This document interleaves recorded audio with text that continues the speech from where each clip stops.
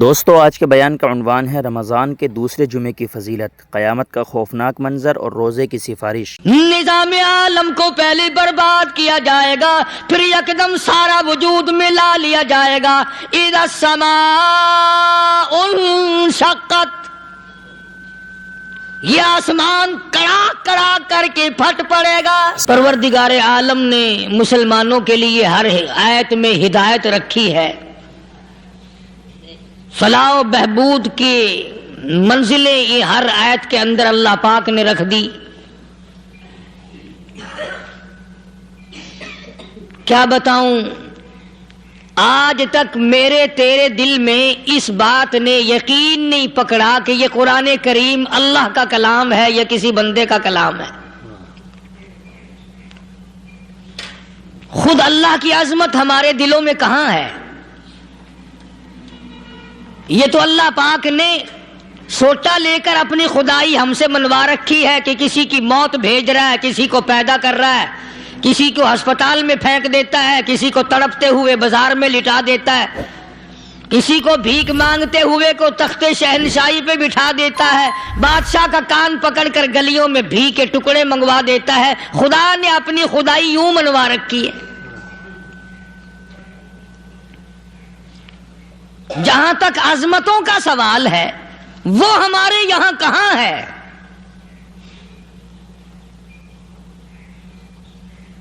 میں اپنی اور اپنے بزرگوں کی کیا بات کروں، اس اللہ والے کی بات کروں جس کو دوسرے طبقے کے لوگ بھی مانتے ہیں۔ پیر مہر علی شاہ صاحب رحمت اللہ علیہ گولڈا شریف والے اپنی ایک کتاب میں لکھتے ہیں کہ ہر وہ سانس جس میں اللہ کا نام نہ لیا گیا ہو وہ سانس حرام گیا۔ جس سانس میں پروردگار عالم کا نام نہ آیا ہو، مالک کائنات کا نام نہ آیا ہو، فرماتے ہیں سانس بھی تو ایک نعمت ہے، جب رکتا ہے تب پتہ چلتا ہے کہ یہ کتنی بڑی نعمت تھی۔ تو ہر سانس کے آنے کا شکریہ کا طریقہ یہ ہے کہ ایک مرتبہ اللہ آدمی کی زبان سے نکل جائے۔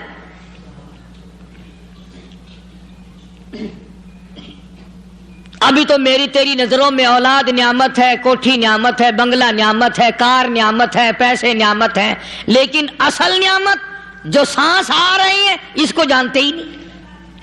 اس کی سمجھ اس دن لگتی ہے جس دن یہ سانس رکتا ہے، پھر بنتا کچھ نہیں۔ تو قرآن کریم کی ہر صورت میں، ہر آیت میں، ہر پارے میں اللہ تبارک و تعالی جل شانہ نے اپنی ذات و صفات لوگوں کو سمجھائی۔ اور کمال ہے کہ مخلوق خالق کو نہیں پہچانتی۔ کس طریقے سے سمجھایا جائے؟ اب آپ بالکل ذرا ابتدا کی طرف آئیں۔ ہر چیز کا مٹیریل آپ کو معلوم ہے۔ ساری دنیا کہتی آتی ہے کہ گڑ ڈالو تو گڑ کا مزہ آئے گا، شکر ڈالو گے تو شکر کا مزہ آئے گا، جتنا خرچ کرو گے اتنا ہی مزہ آئے گا، ویسا ہی لطف آئے گا۔ یعنی ہر چیز کا جیسا مٹیریل ویسا ہی مال تیار ہوگا۔ کبھی انسان نے بھی غور کیا اپنے مٹیریل کی طرف کہ میں بنا کس چیز سے ہوں؟ کبھی آدمی نے بھی سوچا کہ میرا مٹیریل کیا ہے؟ حالانکہ قرآن کریم للکار کی آواز دیتا ہے ثم جعلناہ نطفۃ فی قرار مکین،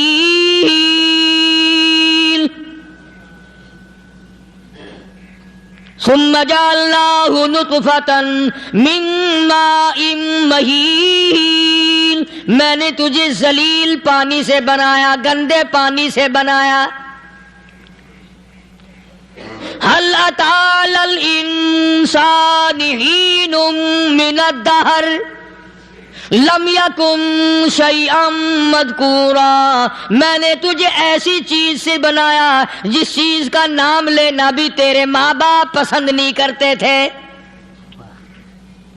لم يكن شيئا مذكورا، اپنی حقیقت کو سوچ، اپنی اصلیت کو سوچ. اور پھر میں نے تجھے بغیر اسباب کے پیدا کیا. ذرا توجہ تو کرو. فرمایا تیری ماں ساگ کھایا کرتی تھی اور میں اندر اندر آنکھیں بنا رہا تھا. اسباب تو دیکھ، مٹیریل تو دیکھ.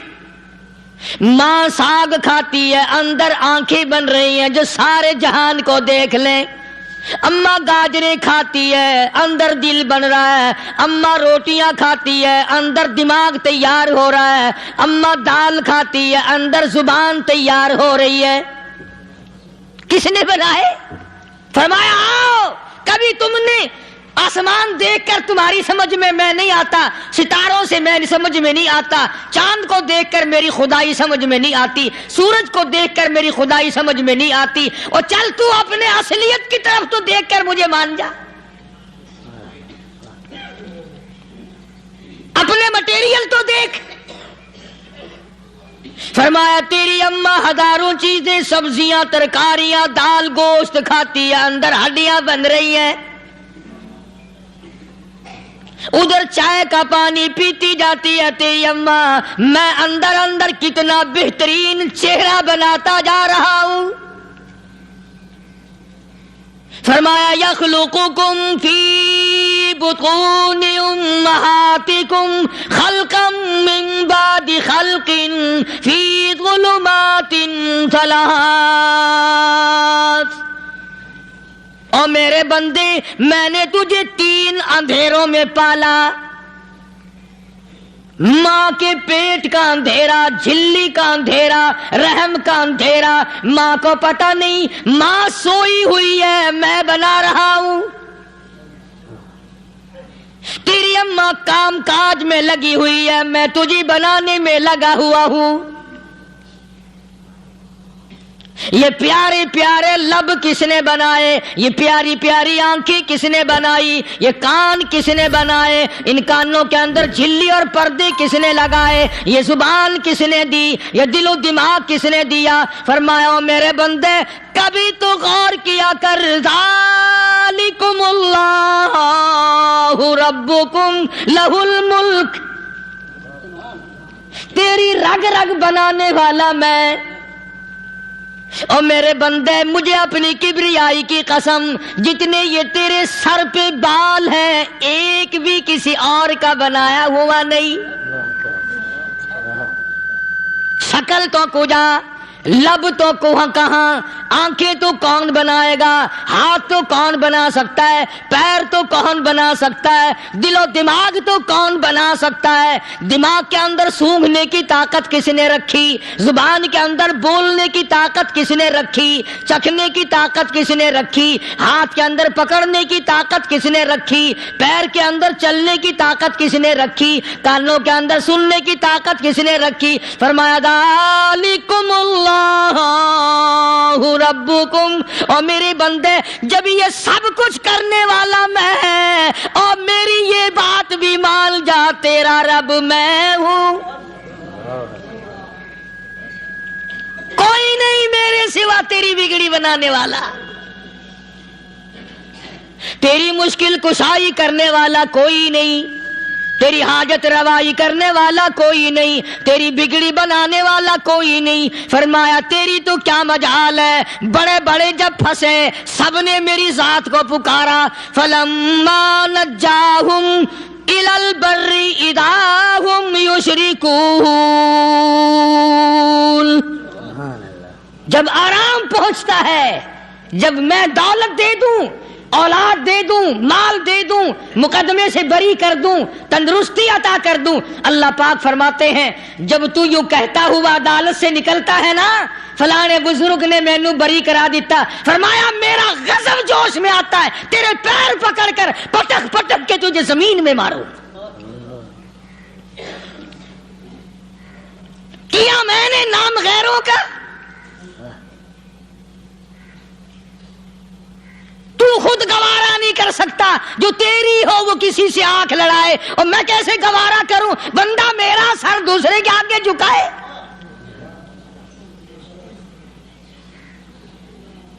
میں کیسے گوارا کروں؟ اور فرمایا جب کسی کا سر میرے دروازے پہ نہیں جھکتا پھر مجھے بھی اپنی خدائی کی قسم ہے اگر میں مٹی اور درختوں کے سامنے نہ جھکاؤں تو میری خدائی کیا ہوئی؟ پھر در در کی مٹی چاٹتا ہے۔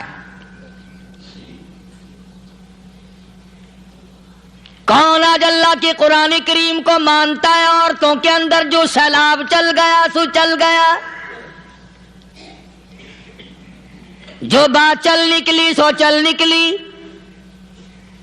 فرمایا یا ایھا الناس،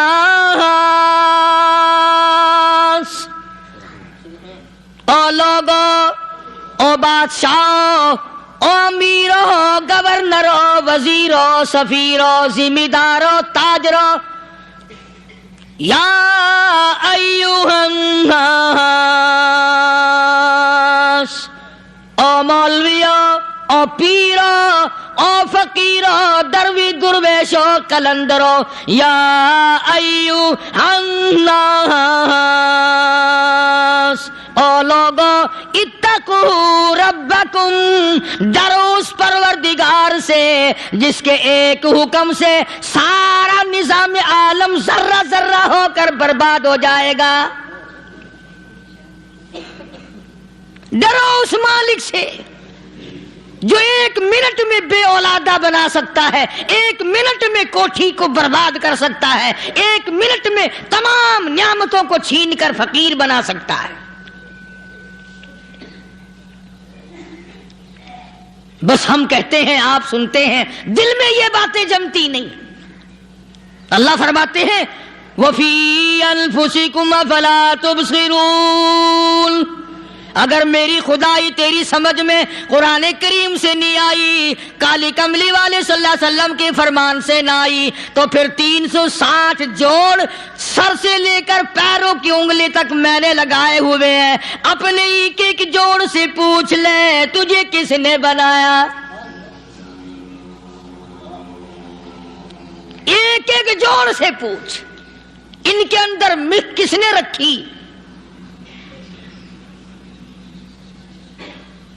نشیب و نما تو دیکھ، تخلیق تو دیکھ آدمی کے اللہ پاک نے کس طریقے سے بہتر صورت میں بنائی ہے۔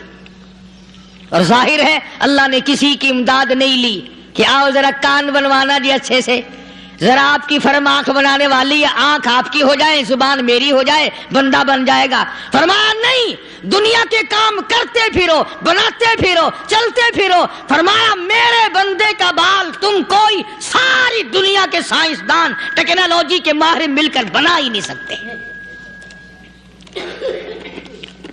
تو فرمایا اتقوا ربکم، ڈرو اس پروردگار سے۔ ڈرنے کا یہ مطلب نہیں کہ نماز پڑھنے مسجد میں آ جاؤ۔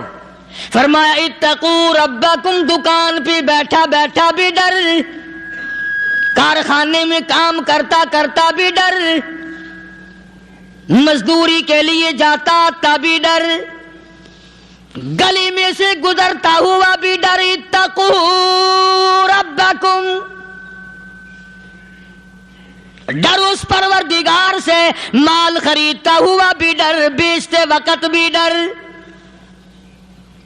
لوگوں کی بہن بیٹیوں کے پاس سے گزرتا ہوا بھی ڈر۔ اتقوا ربکم، ڈر اس پروردگار سے جس سے چھپنے کا تیرا سوال ہی پیدا نہیں ہوتا۔ فرمایا اتقوا ربکم واخشوا یوما لا یجزی والد عن ولدہ ولا مولود هو جاز عن والدہ شیئا۔ فرمایا اس دن سے بھی ڈر جس دن کوئی کسی کے ذرہ برابر کام نہ آ سکے گا۔ قیامت کا دن، حشر کا دن، محشر کا دن، حساب و کتاب کا دن، اللہ کی عدالت کی پیشی کا دن، پروردگار عالم کی حضور میں جانے کا دن، نام اعمال تلنے کا دن، ہر شخص کا نام اعمال کھبے یا سجے ہاتھ میں ملنے کا دن۔ ساری کائنات جانتی ہے کہ قرآن کریم نے صاف صاف یہ بات اعلان کہہ دی کہ وہ ایسا دن ہے کوئی کسی کا نہیں بنے گا۔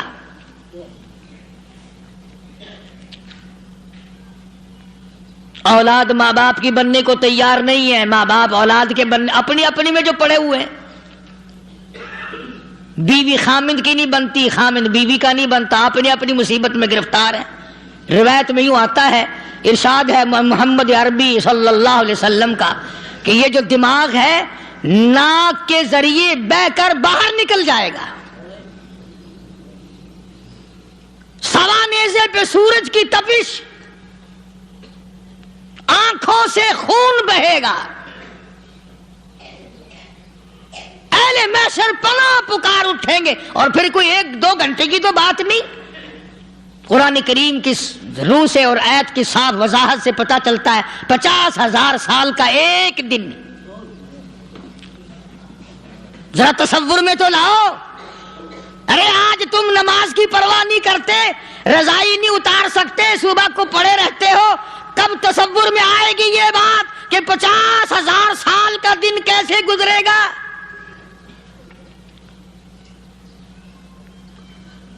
اب تو صبح کو عورت نہیں اٹھتی، مرد نہیں اٹھتا، شام کو یوں ہی کھا پی کر گدھے کی طرح بغیر نماز پڑھے سو جاتے ہیں، پرواہ ہی نہیں. فرمایا تعرج الملائکۃ والروح الیہ فی یوم کان مقدارہ 50,000 سنہ. 50,000 سال کا ایک دن. درخت نہیں، چھاؤں نہیں، کند نہیں، کوٹھی نہیں، بنگلہ نہیں، سمندر ختم، دریا ختم، نہر ندی نالے ختم، چشمے ختم، نلکے کنویں ختم، پانی کا نام و نشان نہیں. نظام عالم کو پہلے برباد کیا جائے گا، پھر یکدم سارا وجود ملا لیا جائے گا. اذا السماء انشقت، یہ آسمان کڑاک کڑاک کر کے پھٹ پڑے گا. وَإِذَا النُّجُومُ انْكَدَرَتْ، ستارے زمین پہ دھڑام دھڑام کر کے گریں گے. وَإِذَا الْأَرْضُ مُدَّتْ، زمین بوریے کی طرح سے لپیٹ دی جائے گی. وَإِذَا الْجِبَالُ سُيِّرَتْ، یہ بڑے بڑے پہاڑ ہوا میں کپاس کی طرح اڑتے پھریں گے. تمام کے تمام علامات قرآن کریم بتا رہا ہے. اور آج مسلمان ہے، میں خود ہوں، آپ ہیں، میں قسم کھاتا ہوں کہ ہمیں خدا کے کلام پہ یقین کوئی نہیں. اگر یقین ہو پھر یہ غفلت. صحابی مدنی کریم صلی اللہ تعالی علیہ وسلم کا ساری رات کروٹیں بدلتا ہے. صبح ہوئی بیٹی نے پوچھ لیا، ابا جان میں ساری رات دیکھتی رہی، آپ کو نیند نہیں آئی، کیا کوئی تکلیف ہے؟ دیکھنے والی بیٹی کے بھی قربان جاؤں، بے چین ہونے والے ابا کے بھی قربان جاؤں. آخر بیٹی بھی جاگ رہی ہوگی تبھی تو دیکھا ہوگا. کہنے لگے ابا میں نے ساری رات کروٹیں بدلتے دیکھا، کیا بات ہے، آج نیند کیوں نہیں آئی؟ فرمایا لختے جگر او نور نظر، او میری بیٹی کل قرآن کریم کی ایک آیت سن کے آیا ہوں، ثم لم یتوبوا فلہم عذاب جہنم ولہم عذاب الحریق.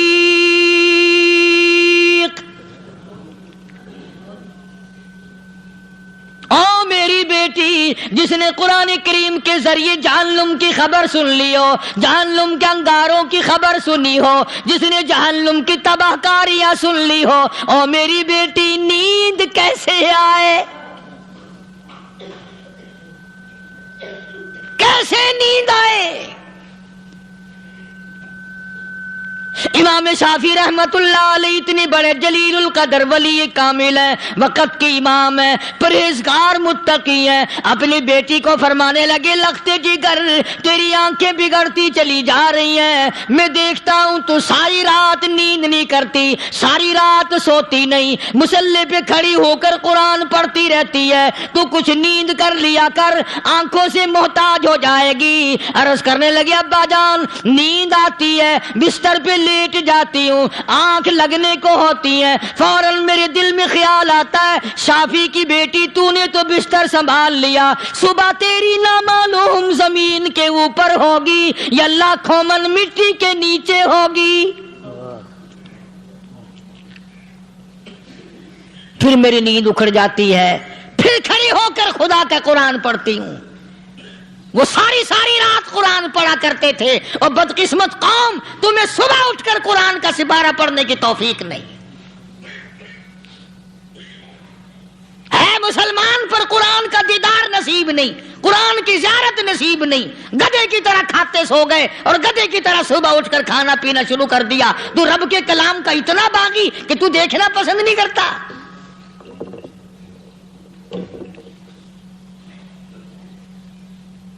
اور دنیا کی چیز اگر گھر میں نہ ہو، ٹھنڈے ٹھنڈے سانس مارتے ہیں عورتیں بھی، ہاں جی اپنی زمین کوئی نہیں نا، اپنی ہاں جی مکان اچھا اپنے پاس کوئی نہیں، فلاں چیز اپنے پاس کوئی نہیں۔ کبھی کسی نے ٹھنڈا سانس مارا کہ ہم 10 آدمی ہیں گھر کے، ایک آدمی بھی قرآن پڑھنے والا نہیں، ہم سارے کے سارے پتہ نہیں کیسے اکٹھے ہو رہے ہیں۔ اگر دل میں عظمت ہو، ڈاکٹر ہو، افسر ہو، وزیر ہو، آخر ہے تو انسان، ہے مسلمان، ہے مدنی کریم صلی اللہ علیہ وسلم کا امتی، پھر قرآن سے اتنا دور کیوں ہے؟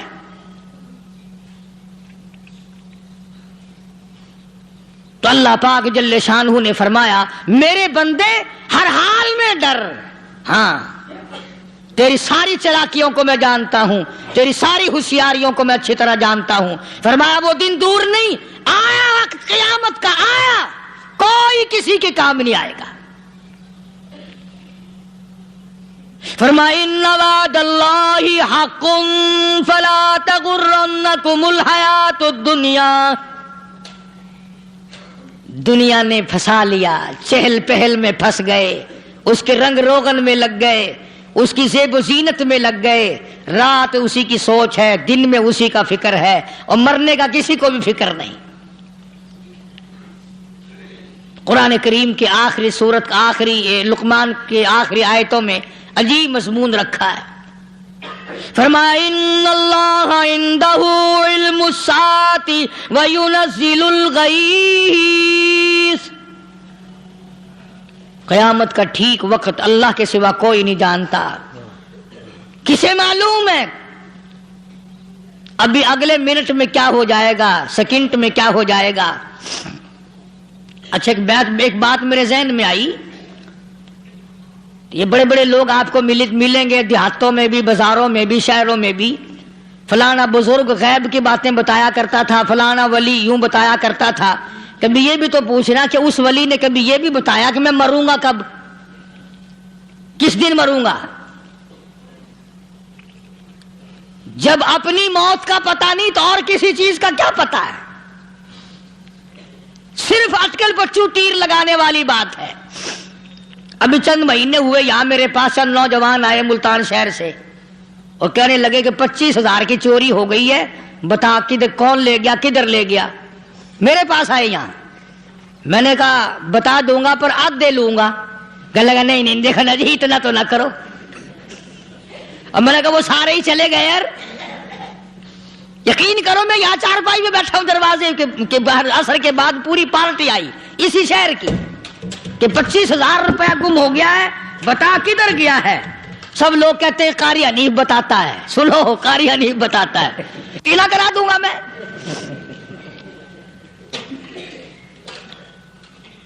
جتنا میں نے انکار کیا میرے سر ہوتے چلے گئے، اخیر میں نے بکواس کر دی، میں نے کہا اچھا بتاؤں گا پھر آدھے لوں گا۔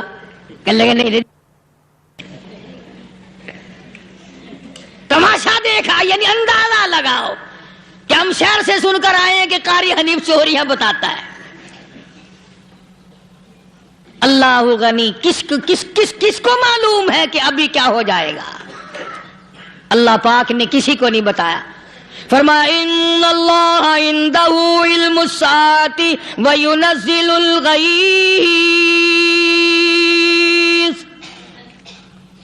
قیامت کا ٹھیک وقت کسی کو معلوم نہیں، بارش کا کوئی پتہ نہیں کب ہوگی، کتنی ہوگی. تم ابھی کہہ رہے ہوگے کہ جی محکمہ موسمیات والوں کو پتہ چلتا ہے. ان 3 مہینے میں یہ محکمہ موسمیات والے کئی دفعہ کہہ چکے ہیں کہ بوندا باندی ہوگی، مگر کچھ بھی نہیں ہوا. بلکہ جتنے یہ زیادہ بتلاوے نا اتنا ہی موسم خراب ہوتا چلا جاوے. پچھلے سال انہوں نے روئی کی گانٹھوں کی گنتی بتائی کہ اتنی کپاس پیدا ہوگی ملک میں، اتنی روئی کی گانٹھ بنے گی، اتنی باہر بھیجیں گے اور اتنی اپنے گھر رکھیں گے. ذرا پوچھو تو صحیح ذمہ داروں سے سر کھجاتے پھرے کہ کھاد کے پیسے بھی واپس نہیں ہوئے.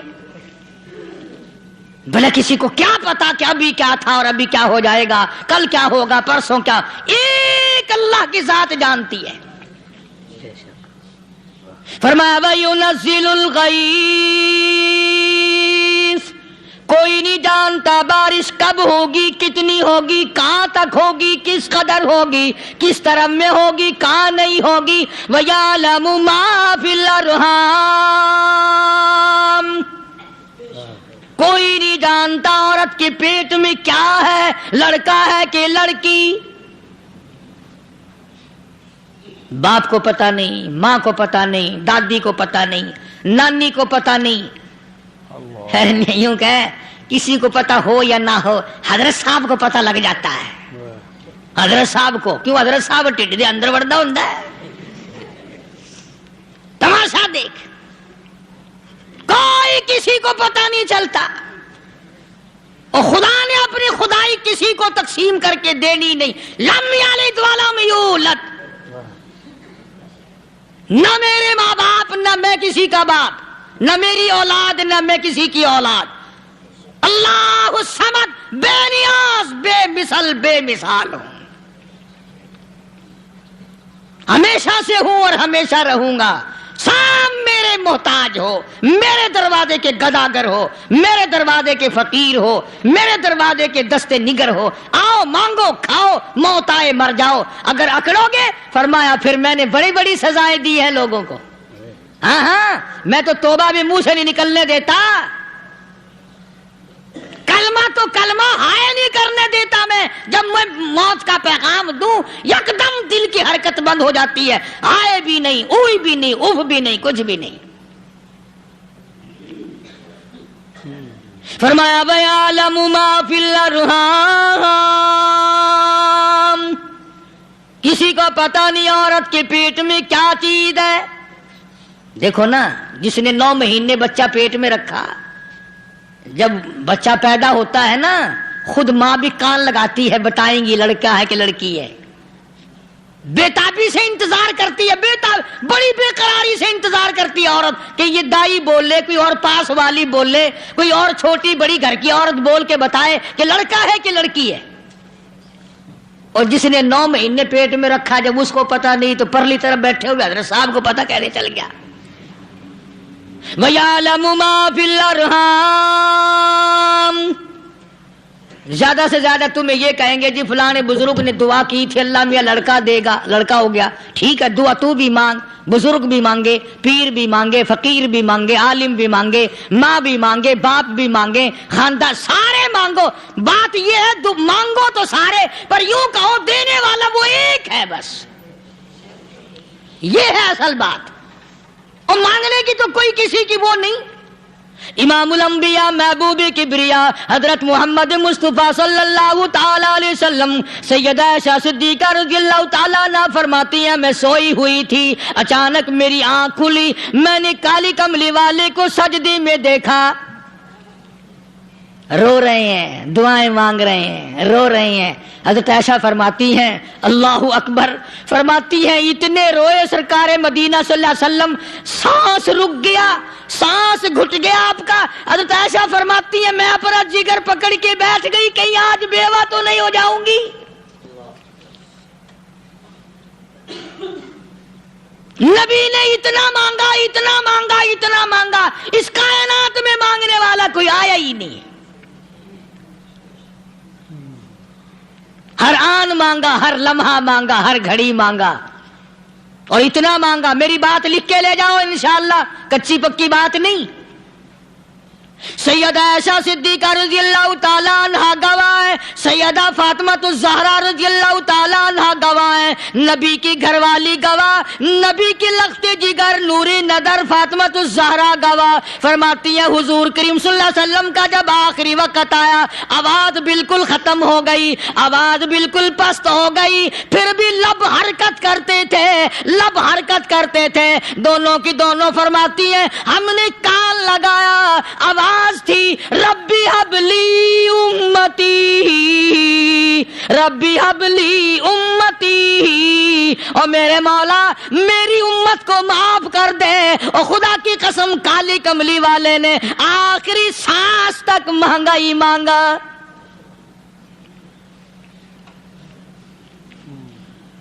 چاہے تیرے لیے مانگا، امت کے لیے مانگا، مگر ہر وقت مانگا۔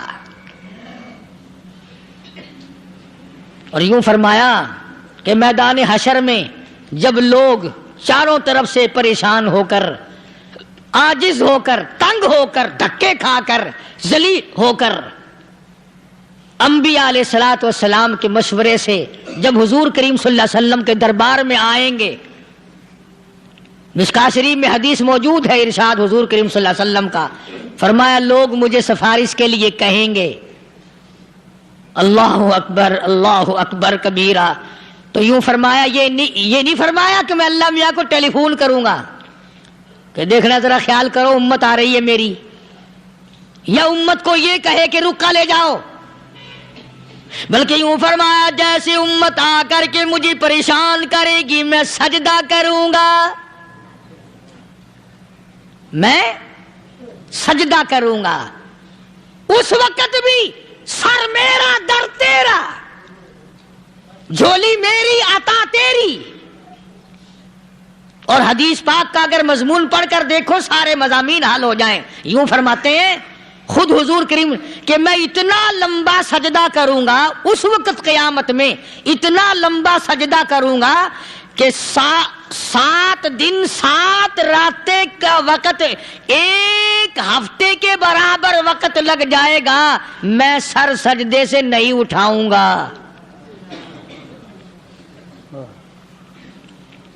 اتنا لمبا سجدہ کروں گا کہ 1 ہفتے کی مقدار وقت لگ جائے گا۔ یہ مقدار کیوں فرمایا؟ قیامت کا دن ہے نا، دن ڈھلنا نہیں، چھپنا نہیں، رات آنی ہی نہیں، رات تو ہے ہی نہیں نا، اس لیے فرمایا 1 ہفتے کی مقدار دن لگ جائے گا، وقت ختم ہو جائے گا پورا ہفتے کے برابر۔ اس کے بعد اللہ پاک مجھے فرمائیں گے ارفع راسک یا محمد صلی اللہ علیہ وسلم، میرے محبوب سر اٹھاؤ، سل مانگو توتا دوں گا، مانگو دیا جائے گا، سوف یعطیک ربک فترضی، تیرا رب تجھے راضی کر دے گا۔ صحابہ اکرام رضوان اللہ تعالی علیہ مجمعین نے عرض کر دیا یا رسول اللہ صلی اللہ علیہ وسلم آپ کس وقت راضی ہوں گے؟ کتنے لوگ جنت میں چلے جائیں گے، دوزخ میں چلے جائیں گے، آپ کس وقت راضی ہوں گے؟ خدا کی قسم اس محسن کائنات کا کیا کہنا کالی کملی والے نے جو ہم پر مہربانی فرمائی۔ یوں فرمایا جب تک ایک ایک امتی کلمہ پڑھنے والے کا ہاتھ پکڑ کر جنت میں نہ لے جاؤں میں محمد الرسول اللہ کو چین نہیں آئے گی، ایک ایک کو لے جاؤں گا اور چین نہیں آئے گا مجھے اس وقت بھی۔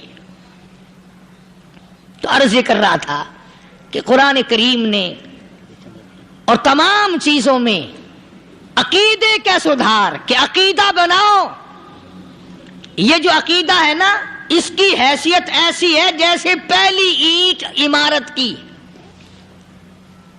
اگر اینٹ ٹیڑھی ہو گئی تو ساری عمارت ٹیڑھی ہو جائے گی، اگر عقیدہ صحیح نہیں تو سارے اعمال ٹیڑھے ہو جائیں گے، اور اگر عقیدہ صحیح ہے تو اعمال بھی اور تمام افعال بھی اخلاق بھی تمام کی بنیاد جو ہے وہ صحیح رہے گی اور اچھی توفیق ہوگی۔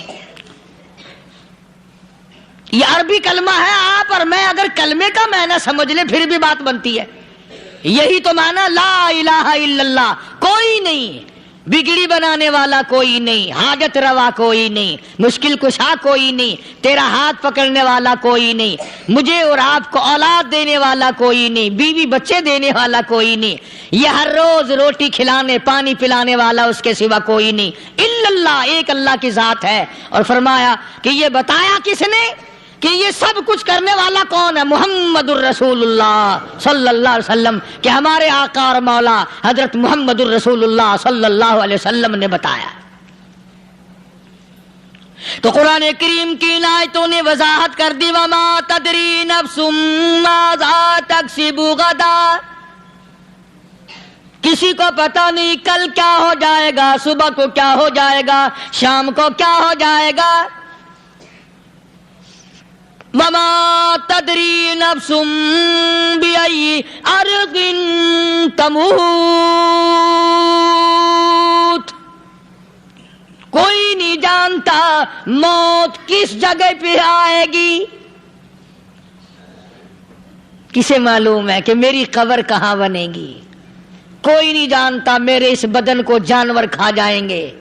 کسی کو علم نہیں ہے کہ قبر کا گڑھا ملے گا کہ نہ ملے گا، کفن ملے گا کہ نہ ملے گا، نماز جنازہ نصیب ہوگی کہ نہ ہوگی، غسل نصیب ہوگا کہ نہ ہوگا، کوئی نہیں جانتا۔ کلمہ پڑھتے موت آئے گی یا کنجری کے گانے سنتے گاتے موت آئے گی؟ کس کو علم ہے کہ آخری کلام جو دنیا میں ہوگا وہ درود پاک ہوگا یا قرآن کریم ہوگا یا دعا ہوگی یا استغفار ہوگا، اور یا گالی منہ سے نکلے گی، دم نکل جائے گا؟ کسے معلوم ہے؟ اس لیے فرمایا وما تدری نفس بأي أرض تموت، کوئی نہیں جانتا موت صبح آئے گی یا شام آئے گی، بیوی بچوں کے سامنے آئے گی یا اسپتال میں، کوئی پاس ہوگا بھی یا کہ نہیں جس وقت موت آئے گی؟ کسے معلوم؟ سجدے میں آئے گی یا کنجری کی گود میں آئے گی؟ کیا پتا، فلم میں آئے گی یا مسجد میں آئے گی؟ پچھلے دنوں ایک جگہ ایک آدمی نے صبح کی اذان دی، بڑی اچھی اذان دیا کرتا تھا، اللہ کا نام بلند کیا، زمین پہ بیٹھا اور ختم۔ فجر کی اذان دی، جو سنے انہوں نے کہا یار ابھی تو اذان دی تھی، بس اللہ کی طرف لوگوں کو بلایا اور خود دنیا سے رخصت ہو گیا۔ ہاں کسی کی موت یوں بھی آیا کرتی ہے، کسی کی سجدے میں آ جاتی ہے، کسی کی مراقبے میں آ جاتی ہے۔ اللہ اکبر۔ کسی کی نماز میں آئے، اللہ کی طرف دھیان لگے ایسا لگے کہ لگی جائے وہ چلا ہی جائے۔ ہمارے استاد محترم مولانا عبد الخالق صاحب رحمۃ اللہ علیہ یا کبیر والے میں تھے، بہت بڑے عالم، جید عالم، سمندر تھے علم کے۔ بس صبح کی نماز کے بعد مراقبے میں بیٹھے، اللہ اللہ کر رہے ہیں، بس جیسے اتحیات میں بیٹھتے ہیں نا اسی طریقے سے بیٹھے تھے۔ دن چڑھ گیا، بھتیجے نے آ کر کے کہا حضرت ناشتہ تیار ہے، جواب کوئی نہیں۔ پھر کچھ دیر کے بعد آیا کہ حضرت ناشتہ تیار ہے، جواب کوئی نہیں۔ اور دن چڑھ گیا، ہاتھ لگا کے دیکھا کہ حضرت تو پہنچ گئے اللہ کے یہاں۔ کس حالت میں؟ ایسی اللہ اللہ اللہ سے لو لگائی کہ اللہ ہی کے یہاں چلے گئے۔ اور ان اللہ والوں کے پاس اس نیت سے لگا کرو میری آخرت بن جائے، میری قبر بن جائے، میرا آخری کلام جو دنیا میں ہو وہ کلمہ ہو، استغفار ہو، درود پاک ہو، قرآن کریم ہو، پھر تو مزہ ہے۔ اور اگر ہائے ہائے ہائے ہائے کرتے مر گئے تو کیا ہوا؟ فرمایا ان اللہ علیم خبیر، میں خدا کی ذات تمام چیزوں سے واقف ہوں، مجھے تو پتا ہے نا، تیرے ایک ایک سانس کا پتا ہے، تیری رگ کے ایک ایک خون کے قطرے کا مجھے پتا ہے۔ اس لیے کہا کرتا ہوں کہ عادت ڈال لو درود شریف پڑھتے ہوئے چلنے پھرنے کی، کلمہ کلام پڑھتے ہوئے چلنے پھرنے کی، استغفار کرتے ہوئے چلنے پھرنے کی۔ پہلے زمانے میں جب ٹھوکر لگتی تھی تو لوگ سبحان اللہ کہتے تھے، اللہ اکبر، استغفر اللہ۔ اب گالی منہ سے نکلتی ہے، اب گالی منہ سے نکل رہی، گالیاں بکتے ہوئے لوگ مر رہے ہیں۔ حضرت معاذ بن جبل رضی اللہ تعالیٰ عنہ مدینہ پاک میں بیمار ہے، آخری وقت ہے۔ صحابہ کی ایسی ایسی موت آیا کرتی تھی، چاروں طرف جتنے گھر والے بیٹھے ہیں، اماں بھی، بیٹی بھی، گھر والی بھی، بہن بھی، بھائی بند بھی، قبیلہ بھی، خاندان بھی، مدینہ شہر ہے، کالی کملی والے کا شہر ہے۔ حضرت معاذ بن جبل کا آخری وقت ہے، چاروں طرف بیٹھنے والے بھی تلاوت کر رہے ہیں قرآن کریم کی، خود معاذ بن جبل بھی تلاوت فرما رہے ہیں۔ اچانک حضرت معاذ رضی اللہ تعالیٰ عنہ رونے لگے، روئے حضرت معاذ۔ یہ وہ جوان ہے جس کو رخصت فرمانے کے لیے یمن کا گورنر بنا کر کے بھیجا حضور صلی اللہ علیہ وسلم نے۔ حضور صلی اللہ علیہ وسلم اس کو روانہ فرمانے کے لیے کئی میل پیدل تشریف لے گئے۔ ہاں حضور کے صحابہ۔ تو معاذ بن جبل جب رونے لگے تو گھر والوں نے پوچھا کیوں؟ کوئی بیٹھا ہوگا نا، کہنے لگا ڈر گئے، موت سے ڈر رہے ہو، موت سے ڈر کے رو رہے ہو؟ حضرت معاذ کہنے لگے نہیں، موت سے کیا ڈرنا، میں کیوں ڈروں موت سے، اس نے تو آنا ہی آنا ہے، میں نہیں ڈرتا۔ انہوں نے کہا پھر رویا کیوں رو رہے ہو؟ اللہ اکبر۔ صحابی کہتا ہے میرے دل کی تمنا میرے دل میں رہی، میری آرزو پوری نہ ہو سکی، میری حسرت میرے دل میں رہی، میرا شوق پورا نہ ہو سکا، میری آرزو پوری نہ ہو سکی، میری تمنا پوری نہ ہو سکی، بستر پہ موت آ رہی ہے اس لیے رو رہا ہوں۔ اے کاش رمضان کا مہینہ ہوتا، میں روزے دار ہوتا، گرمی کا موسم ہوتا، مجھے سخت پیاس لگی ہوتی، کفار سے مقابلہ ہوتا، میدان جہاد اور جنگ ہوتا، میں کئی کافروں کو قتل کر دیتا، پھر وہ مجھے قتل کر دیتے، میری زبان کاٹ لیتے، میری اللہ کے یہاں پیشی ہوتی، میرا رب مجھ سے پوچھتا میں آج دنیا سے کیا لایا، میں عرض کرتا الہی بولوں کیسے، تیری راہ میں زبان کٹا کے آیا ہوں اور روزہ رکھ کر آیا ہوں، تیرے محبوب کے حوض کوثر کے پانی سے روزہ افطار کروں گا۔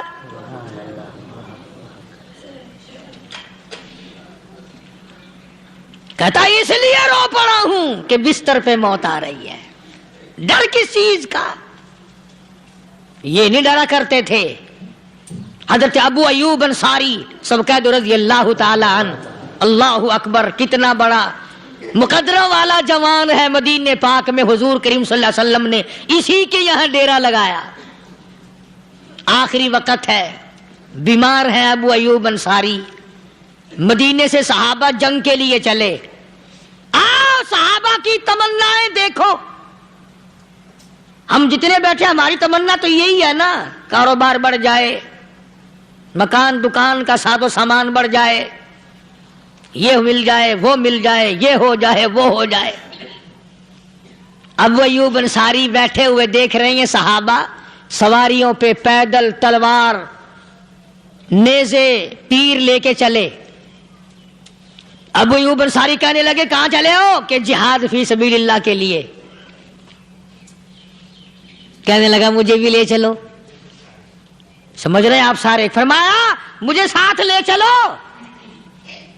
کمال ہے، بیمار آدمی اور جنگ میں بیمار کا کیا کام ہے، کیا کرو گے؟ نگا مہربانی کرو، احسان کرو مجھ پر، مجھے ساتھ لے کے چلو۔ خدا کے بندے بیمار ہے، کرے گا کیا میدان جہاد میں؟ کہنے لگا تم تو بیمار کی بات کر رہے ہو، مجھے ساتھ لے چلو اونٹ پہ ڈال کر۔ توجہ کرنا ذرا، آخری بات میرے یاد آئی ہے، بتانے لگا ہوں۔ ابو ایوب انصاری حضور کا میزبان مدینے والا کہتا ہے میں بیمار ہوں، مجھے اونٹ پہ ڈال کے لے چلو۔ اور اگر میری راستے میں موت آ جائے پھر بھی میری لاش کو ساتھ لے جانا. جہاں کفر اور اسلام کا جنگ ہوگا، مقابلہ ہوگا، اس میدان میں میری لاش کو پھینک دینا. شاید کسی مجاہد کی سواری کا پیر میرے اوپر آ جائے، میں بھی قیامت میں اللہ کے حضور میں کہوں گا یا اللہ تیرے میدان جہاد سے اٹھ کے آیا ہوں میں بھی.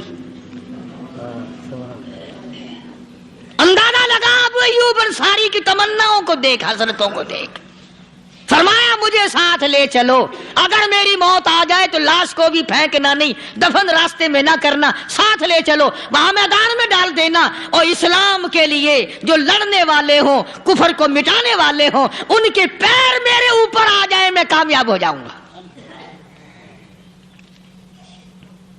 ایک تم ہو جو مسجد میں جھاڑو دینے سے بھی آر کرتے ہو، صف بچھانے میں بھی تمہیں شرم آتی ہے، صف اکٹھا کرنے میں بھی تمہیں شرم آتی ہے، ادھر ادھر کوئی چیز کرنے میں تمہیں کیا معلوم ہے جس وقت قیامت کے دن ان شاہی درباروں کے خادموں کو انعام ملے گا نا، پھر ٹکرے مارو گے، او ہو لو بھائی کمال ہو گیا، ہم تو یوں ہی رہ گئے. تو آج توفیق نہیں رہی، اللہ سے مانگ، سوتے بھی مانگ، جاگتے بھی مانگ، ہر وقت مانگ، وہی تیری میری جھولی بھرے گا. اسی کی عطا اور بندہ نوازی سے ہم سب کا کام چلے گا. فرمایا ان اللہ علیم خبیر، میں تمہاری ضروریات کو بھی جانتا ہوں، ہر چیز کا مجھے پتا ہے. اللہ مجھے اور آپ کو عمل کی توفیق عطا فرمائے. اللہ پاک اپنے فضل و کرم سے ہم سب کو اپنے بندے بنا لے، عقائد اور اعمال کی درستی فرما دے، مرتے وقت ایمان کی دولت عطا فرمائے. وآخر دعوانا الحمدللہ رب العالمین. دوستو امید کرتا ہوں کہ آپ کو بیان پسند آیا ہوگا. اگر پسند آئے تو لائک کریں، شیئر کریں اور چینل کو سبسکرائب کریں. ملتے ہیں اگلی ویڈیو میں. السلام علیکم ورحمۃ اللہ وبرکاتہ.